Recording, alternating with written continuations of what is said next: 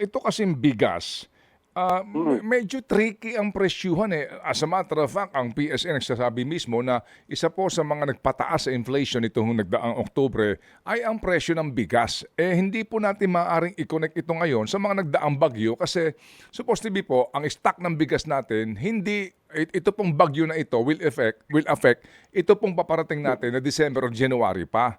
So, Mhm. sa inyo ho bang hanay, ano po ang inyong obserbasyon sa bigas? Either commercial po na at least well-milled at maging imported sa presyuhan?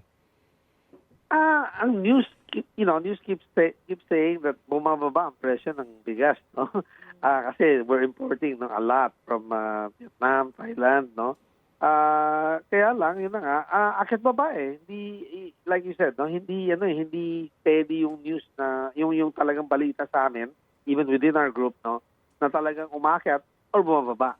Pero sabihin, merong mga mas murang klaseng bigas, bumaba ang presyo, no? Lalo na NFA, no, nagbabayan. Pero kumbaga, yung commercial rice, as you mentioned, no, just baba eh.